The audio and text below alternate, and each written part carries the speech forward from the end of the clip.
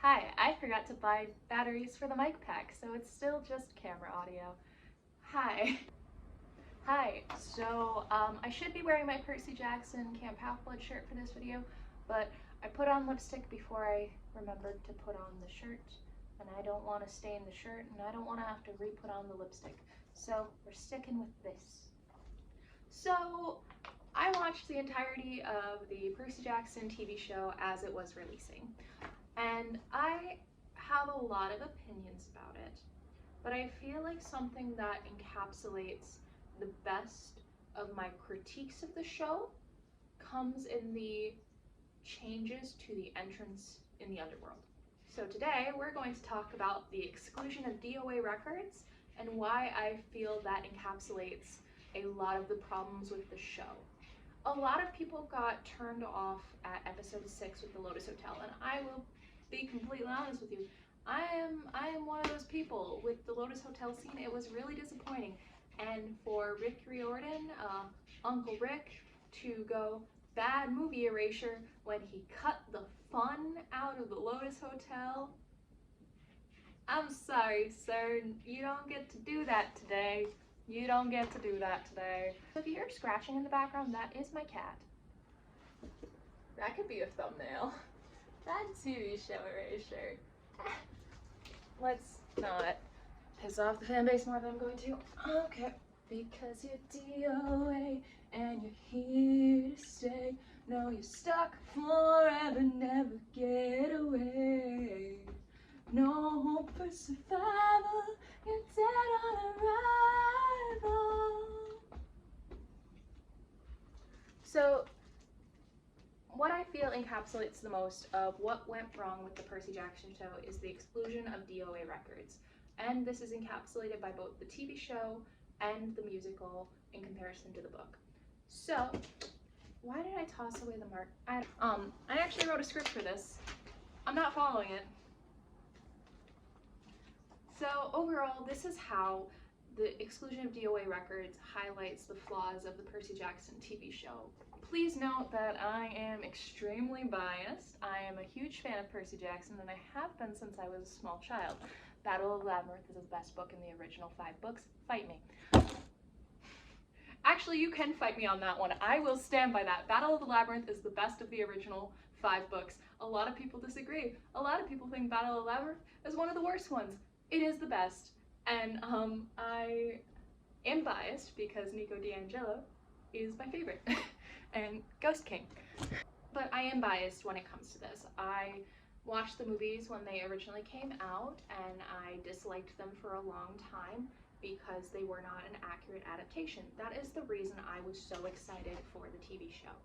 The TV show, I was so excited to finally get an accurate adaptation that was watchable, because the problem with the musical is you have to still go out and see the musical. There is no legal way to watch the musical. And I will admit now, looking back on it, and I can enjoy the movies if I separate them from the fact that they are associated with the source material. The movies might not be a great adaptation, but they are fun, and that is what the TV show lacks. The TV show lacks that, in my opinion. However, I will still say the best adaptation of Percy Jackson is by far the musical. I personally drove about 3 hours to go see it performed by a community theater. They did an excellent job. I complimented a couple of the people as they walked outside, and I was walking back to my car. For TV show only watchers who need further context of what is D.O.A and why am I obsessed with D.O.A records in relation to the Underworld, D.O.A records was originally what was in the books as the entrance to the Underworld. D.O.A stands for Dead on Arrival.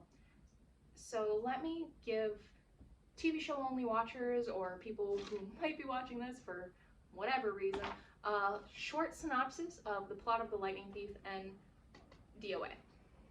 So The Lightning Thief by Riordan follows the main character Percy Jackson, who discovered he is the son of a Greek god, Poseidon.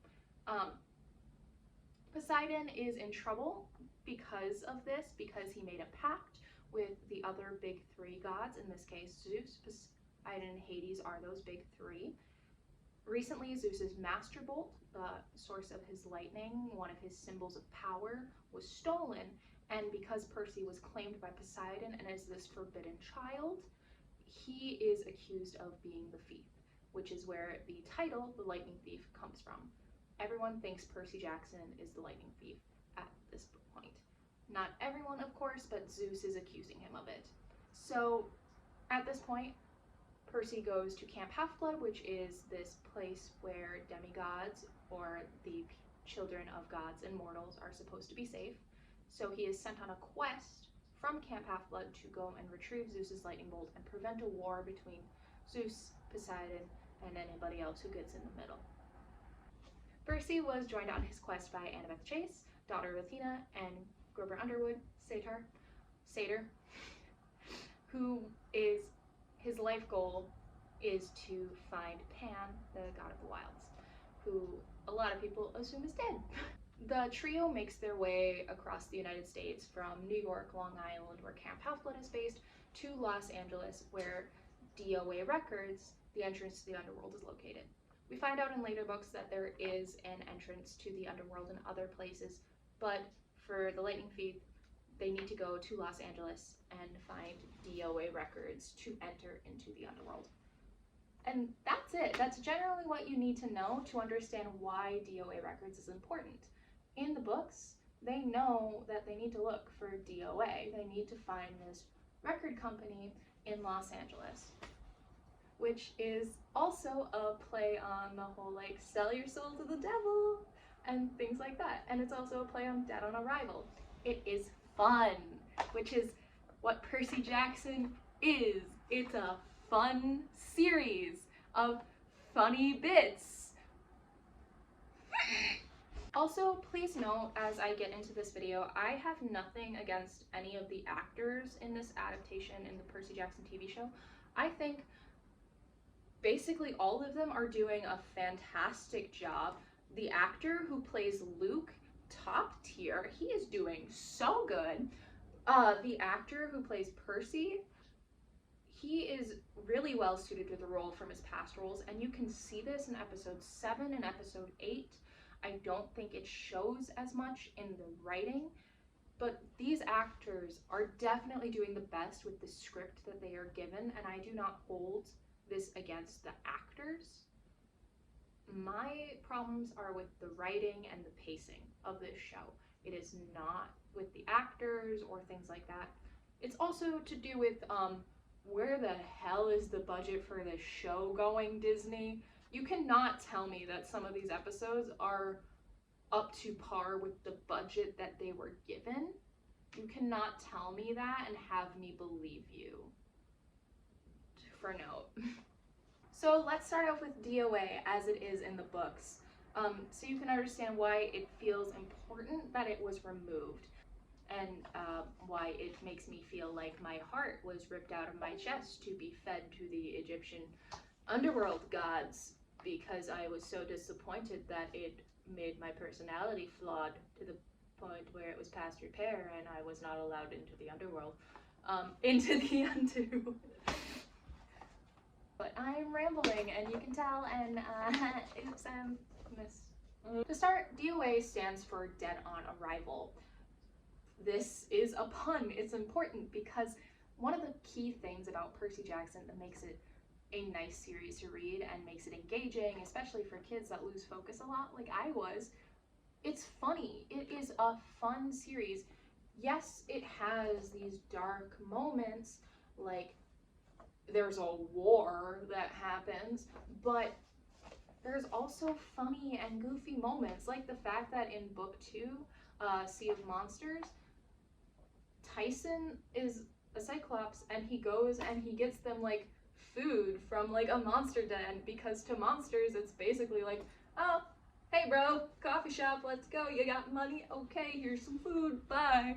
Like, the series can be amazing and fun if you do it right. But to start, D.O.A. stands for Dead on Arrival, and it's important that it's a pun and it's funny. And Percy Jackson is a middle grade series.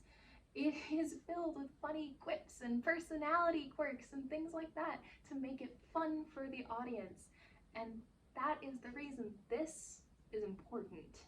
The trio in the books arrives at D.O.A. into a waiting room type setting. There are tons of people sitting in the lobby, waiting to either pay their fare to get into the Underworld or waiting for Charon to let them through. There's a magical money system in the Percy Jackson universe, and it's influential with things like iris messaging, which I feel the show did not explain well enough, so I'm going to explain it a little bit here. Iris messaging is when you take one of these like Olympian coins, like the equivalency of money for the gods and goddesses. You take one of those coins, you offer it to Iris, goddess of the rainbow. You ask for who or the location you would like to see. For instance, like, oh, Iris, goddess of the rainbow, please show me Camp Half-Blood.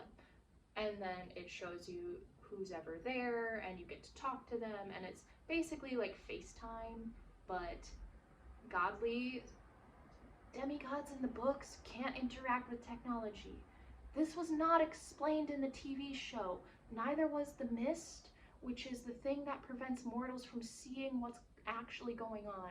So, if you didn't get that, I'm sorry. So one scene in the book that was really funny with iris messaging that I remember very vividly was they have to create a rainbow to do an iris message. So they go to a car wash and they're shooting it, like, the water to make the rainbow, and another car pulls into the other stall and is blasting music so they can't hear what the other side is saying on the iris message anymore, so they have to go and run to the other stall and be like, turn down your music.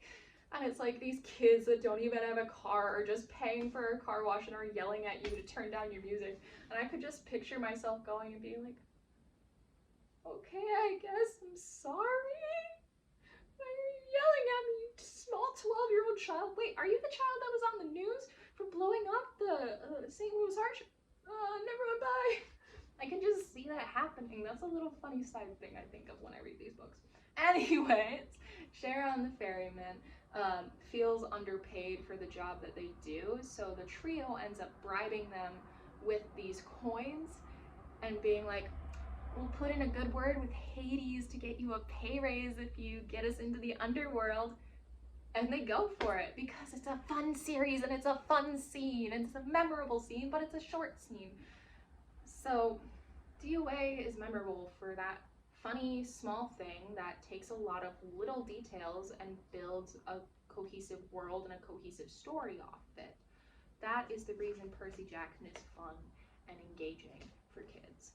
And adults, me included, who recently reread these books, and I would show you my copy of The Lightning Thief that is beat to garbage since I've had it for so long, but it is currently being borrowed to a friend.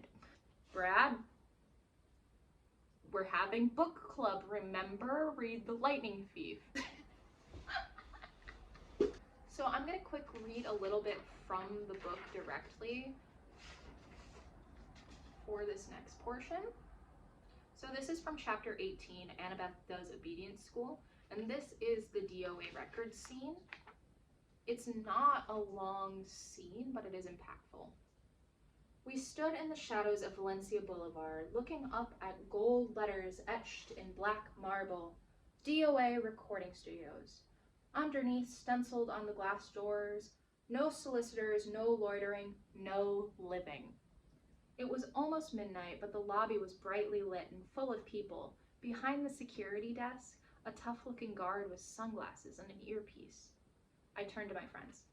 Okay, you remember the plan? The plan? Gerber gulped. Yeah, I love the plan. Annabeth said. What happens if the plan doesn't work? Don't think negative. Right. We're entering the land of the dead, and I shouldn't think negative. I took the pearls out of my pocket, the 3 milky spears Rant had given me in Santa Monica. They didn't seem like much of a backup plan in case things went wrong. Annabeth put her hand on my shoulder. I'm sorry, Percy. You're right. We'll make it. It'll be fine. She gave Grover a nudge. Oh, right, he chimed in. We got this far. We'll find the Master Mold and save your mom. No problem. I looked at them both and felt really grateful. Only a few minutes before, I'd almost gotten them attacked to death by deluxe waterbeds. And now they're trying to be brave for my sake, trying to make me feel better. I slipped the pearls back in my pocket. Let's whoop some Underworld butt. We walk inside the D.O.A lobby. It cut off words on my printer. I need to reset the printer settings, but I cut off. Why are you licking my shoe, bud? Sorry, cat. Skipping ahead. The carpet and walls were steel gray. Pencil cactuses grew in corners of skeletal hands. The furniture was black leather, and every seat was taken. There was people sitting on couches, people standing up, people staring out windows, or in the corner of my eye, I could see an elevator. Nobody moved or talked or did much of anything. Out of the corner of my eye, I could see it all just fine, but if I focused on any one of them in particular, they started looking transparent, like you could see through their bodies. The security guard's desk was a raised podium, so we had to look up at him. He was tall and elegant, with chocolate-colored skin and bleached blonde hair shaved military style. He wore tortoiseshell shades and a slick Italian suit that matched his hair. A black rose was pinned under a silver name tag. I read the name tag, then looked at him in bewilderment. Your name is Charon? He leaned across the desk. I couldn't see anything in his glasses except his own reflection, but his smile was sweet and cold, like a python's, right before it eats you. What a precious young lad.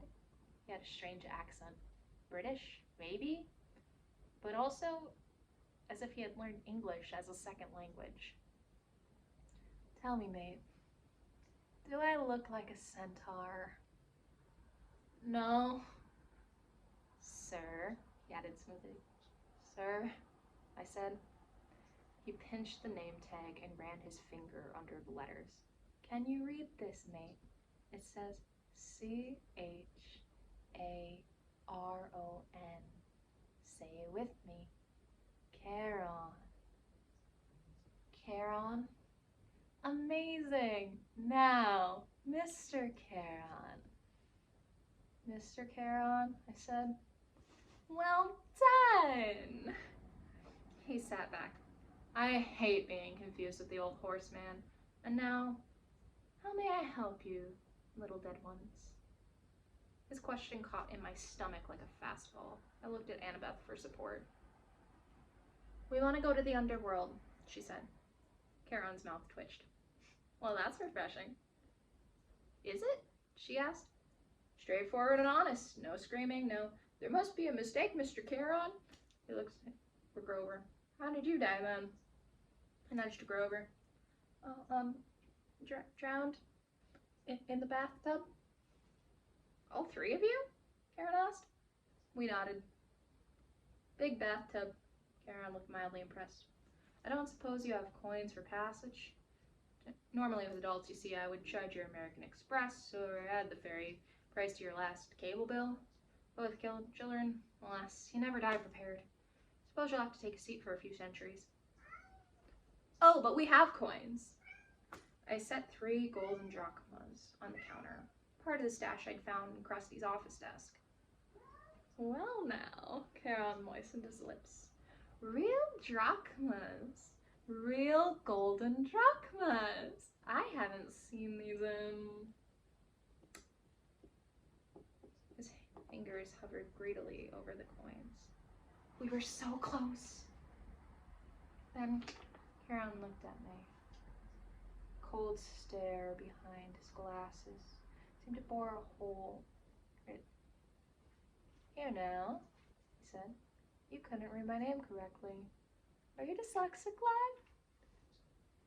No, I said. I'm dead. Charon leaned in and took a sniff. You're not dead. I should have known. You're godling. We have to get to the underworld, I insisted.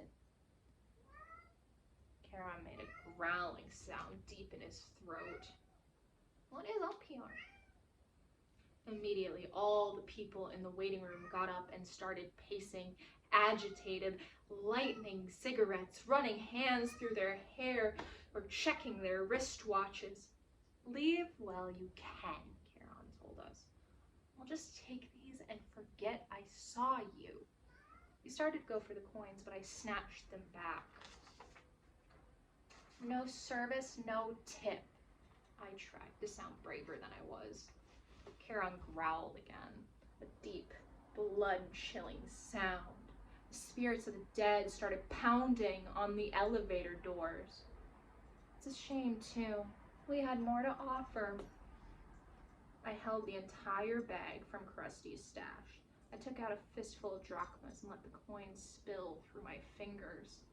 Charon's growl changed into something more like a lion's purr. Do you think I can be bought, little godling? And just out of curiosity, how much you got there? A lot, I said.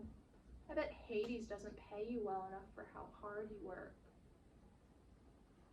Oh, you don't know half of it.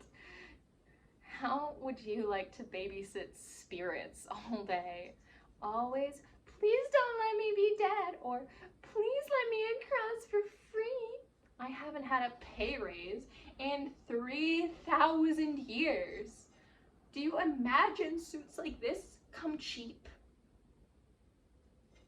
You deserve better, I agreed. Little appreciation, respect, good pay. With each word, I stacked another gold coin on the counter. Charon glanced at his silk Italian jacket, as if imagining himself in something better. I must say, lad, you're making some sense now. Just a little. I stacked another few coins. I could mention a pay raise while we're talking to Hades. He sighed. The boat's almost full anyway. I might as well add you free and be off. He stood, scooped up our money, and said, come along. And that's what I'm going to read from that. But that is the D.O.A. record scene. That was impactful to me as a child. D.O.A., Dead on Arrival, with Charon. TV show cuts this out entirely. Crusty in the books, the character right before that scene, is a one-off monster that the trio fight and gain the coins from. They run into them on an accident. The trio did not know who they were initially and had to fight to escape Crusty. The TV show makes it so not only do they already know who Crusty is, but that Crusty is the entrance to the Underworld. They immediately defeat Crusty and descend into the Underworld from there. Can we note that Crusty as a character has no reason to be the entrance to the Underworld realistically? Crusty is a son of Poseidon, not Hades, and does not realistically have a connection to the Underworld in the sense that they would be the entrance. It does not make sense to cut out D.O.A. records. Cut out Crusty if you need to fill time that much.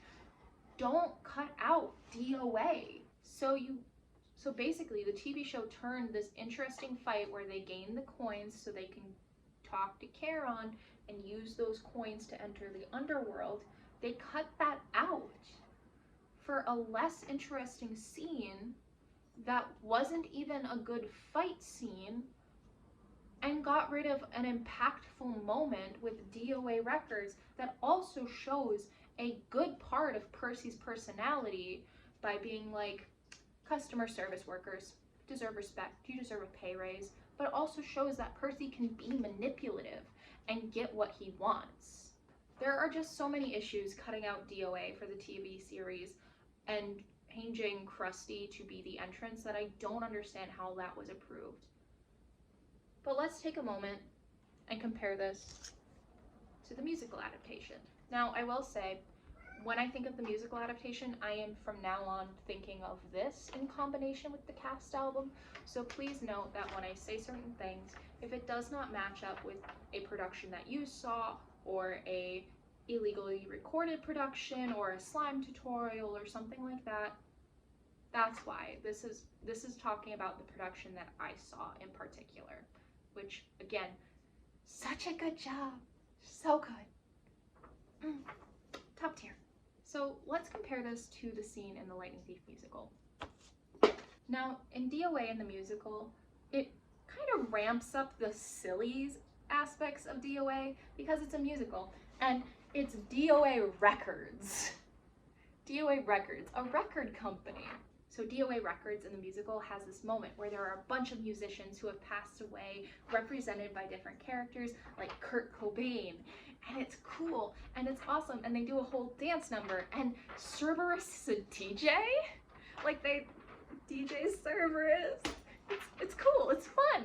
So it ramps up that silly aspect while also making it fun and enjoyable, and it really captures the spirit of the books, because it does, it honestly does.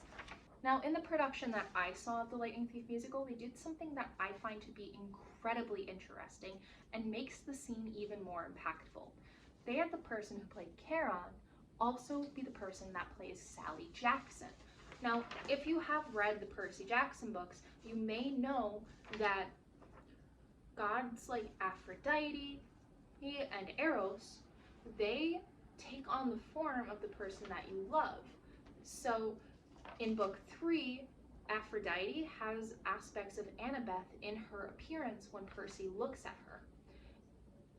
So if we think about this, how cool is it that in a musical production, the person that guides you into the underworld looks like Percy's mother? So the underworld is basically going to be your new home when you die. It's like welcoming you home, it's guiding your spirit and making you feel comfortable as you died.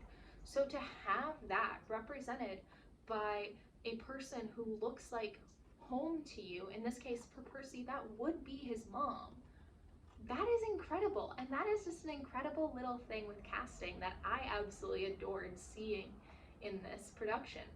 And then, side note, the production also did this by having the actor who played Gabe also play Ares. So it's really cool to see this guy who pisses off Percy and makes him so mad, especially for how he treats his mom, also play this god that pisses off Percy to the point where he fights him.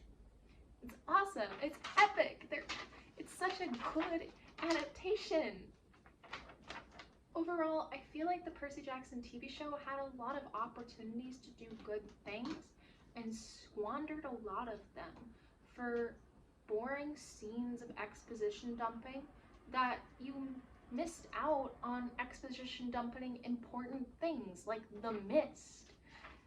How the hell is book 4, where you have to have a mortal who can see through the mist, going to work if you don't explain what the mist is? How is book 3, where Riptide's original Greek name is discussed with Zoe, how is that going to work if we never hear Riptide's name as a sword? It doesn't make sense. So overall, I feel like the exclusion of D.O.A. records is just a highlight and example that really encapsulates a lot of the issues that I have had with the TV show. This is not to say that there is nothing good about the TV show. I personally really enjoyed the taxi scene after the Lotus Hotel, especially when Percy just slams on the car horn because a guy cuts him off in the parking ramp. That's perfect. That is perfect Percy energy. That is fantastic. We are 12-year-olds on a quest. We just gotta go with what we got energy. And I want more like that from the show. And if the show improves and does better, I will be its biggest fan. This is a critique simply of the writing and the issues that I see with it, and I legitimately only want this show to get better and improve. So if you think this is just a critique to be mean, it's not. It's brought out of pure love from these books, and because we were promised a book accurate adaptation, and that is not what we received. And I am happy it got renewed for a season 2. I only want this to be better. Overall, I feel like the show should have been more like the taxi scene and less like the Crusty scene. That's all I got. I'm gonna go edit this video and I'm gonna have fun. Cause you're D.O.A. and you're here to stay. Now you're stuck forever, never get away. No hope for survival, you're dead on arrival. I just need something to like close out the video with that isn't just me. So here you go. Dead on arrival. Honestly though, like, what are your guys' thoughts on the Percy Jackson show? Like, please don't hate on me in the comments for having a different opinion than you, but I am legitimately curious because I don't think they used their budget effectively. I did really like the start of episode 8. I really liked Zeus, and I'm really sad about his actor. But I genuinely really do like aspects of the show, and I really just want them to improve, and I really hope they take the feedback constructively and that it doesn't turn out like they did with the movies taking the feedback and make it worse. Yeah. Oh my god, I misspelled arrival. Why are we doing that? Percy is joined on his quest by Annabeth Chase, daughter of Athena, and Grover Underwood, his friend and Saetar, who wants to, Satyr, not Saetar. Can you tell I read these books and did not get pronunciation advice from them? So let's compare this to the scene in the Lightning Thief musical. Motherfucker.